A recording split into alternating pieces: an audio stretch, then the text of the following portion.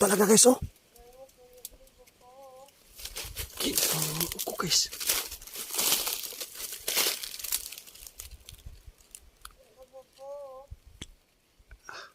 Anong gawin ko sa cellphone ko? Sana gusto mo talagang lumapit ako dyan? Santom! Lokam! Albami!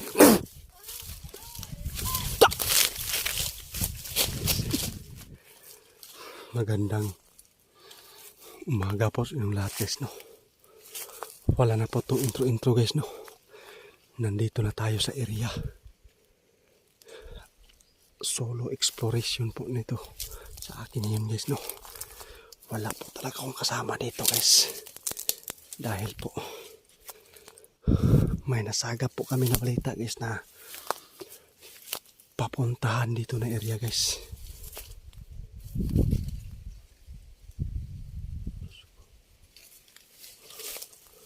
Parang nandito na.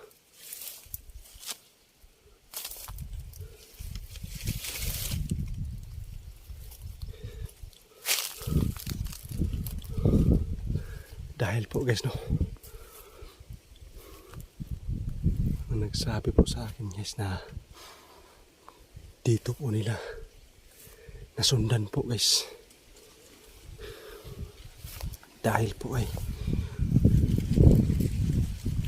kumakatok po ng alas 10 ng gabi guys sa kanilang bahay. At saka bakla yung boses guys. Kakaiba to guys, no. Humingi po daw ng tubig guys. Dahil gusto daw niyang uminom guys. At saka nung pagbukas ng may-ari ng bahay guys, biglang nawala. Yun yung nakapagtataka sa kanila guys. At saka ng pagbukas guys, bigla pong malaking ipon nasa taas ng bahay nila.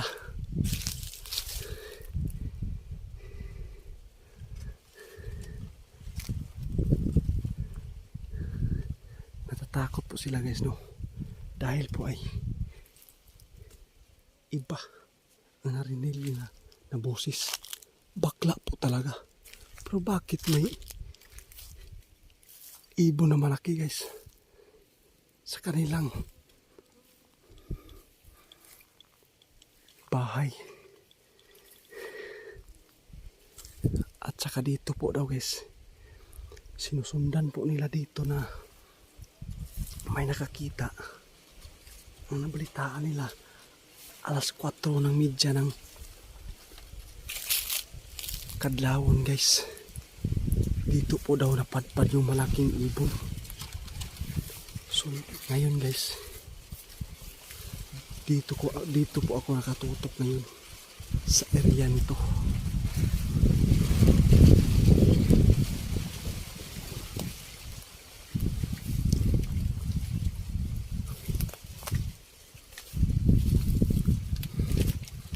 Ako po talaga yung sanang makakita ngayon dito guys na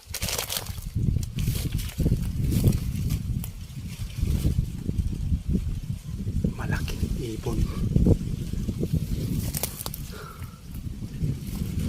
Kapag ang hinala po yung may-ari ng bahay na yung bakla na kumatok sa kanilang bahay,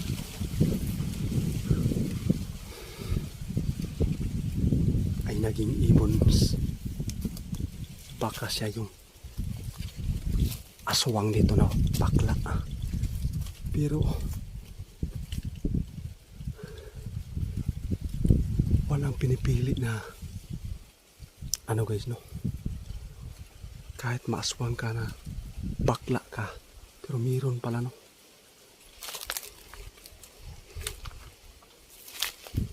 Basta mawaan ka ng mga masamang gawain at saka masamang elemento, mga makakain ka ng mga kahit ano dyan, talagang maawaan ka,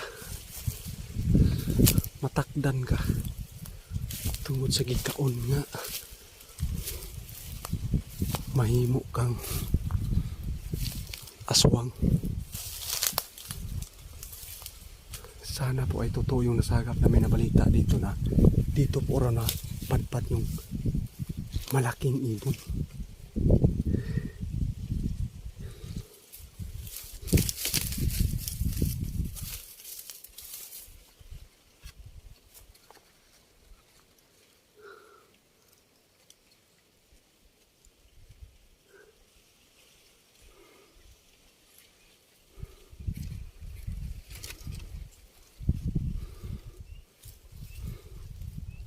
Dito yan na guys.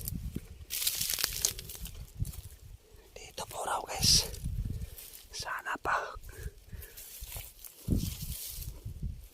dito napadpad yung ibon, dito yung tirahan nila. At saka sana hindi talaga aswang to.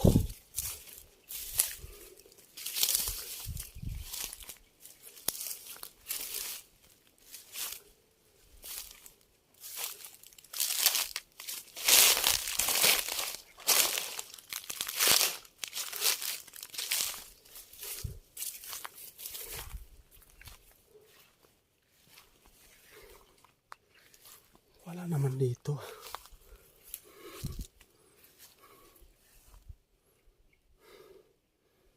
Dito po daw talaga guys, no?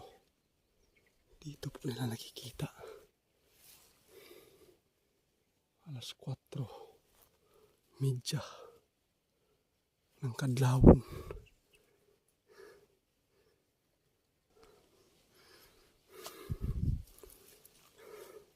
Baka natutulog lang dito guys. Hindi tayo umuwi na. Hindi tayo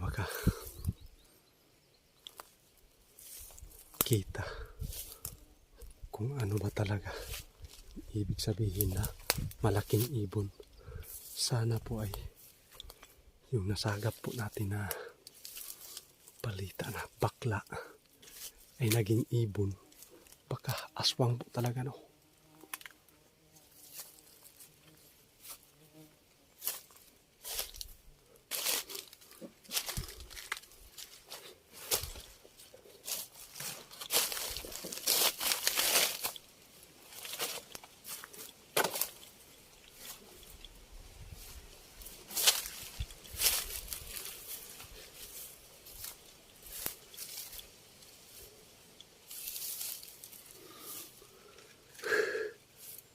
Napakahirap dito guys. Ang taas. Napakalawak na dito na area. Baka natutulog lang dito.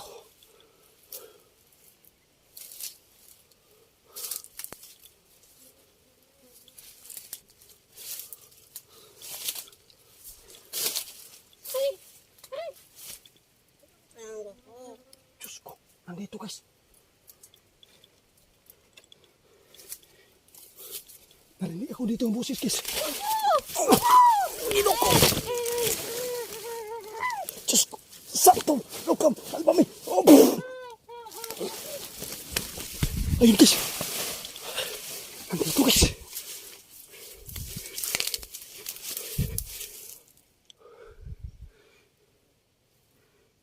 Ginoo ko guys. Nandito lang sa puno ng saging. Nakaabang na siya dito guys, oh. Dito pala siya nakatulog guys, oh. Grabe. Nawawala dito guys. Hindi ako titigil guys. Hindi natin. Totoo pa talaga yung nasagap natin dito guys. Mga balita na dito. Dito napadpad yung malaking ibon at saka Totoo po talaga yung nagbukas po ng bahay guys, no? Na ay bakla yung kumakatok po. Siya nga ay yung ibon na malaki. Aswang pala. Grabe. Tumawag pa sa akin guys na gwapo. Wow ha. Nakikita mo talaga yung kagandahan ko ha. Nagwapuhan sa akin guys.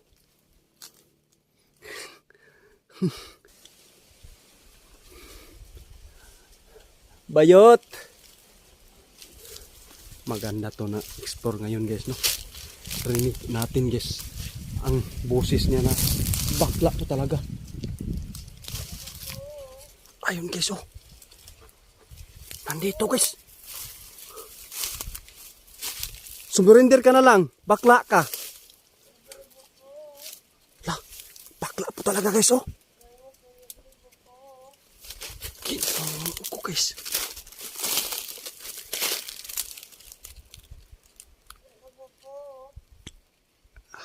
Anong gawin ko sa cellphone ko? Sana gusto mo talagang lumapit ako dyan? Santom! Lukam! Albami!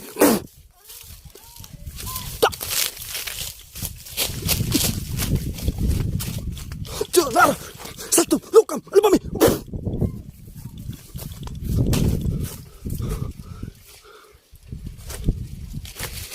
Grabe bakla po talaga guys.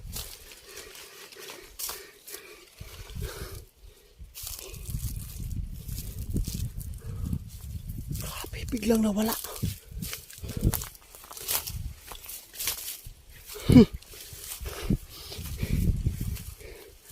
Akala ko guys ay walang aswang na bakla, pero meron pala. Rinig ko yung boses niya guys, no? May araw ka pa rin sa akin, bakla kang aswang ka. Akala ko normal na tao, pero totoo po yung sinabi niya. Pakita ka.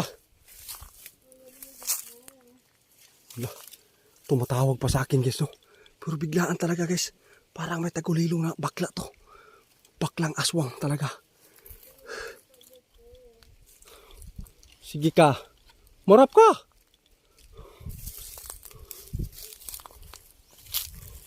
Nandito guys.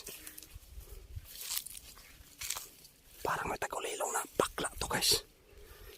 Aswang na bakla dito guys. Ngayon lang ako naka-explore ng ganito. Grabe. Kita ka lang ngayon.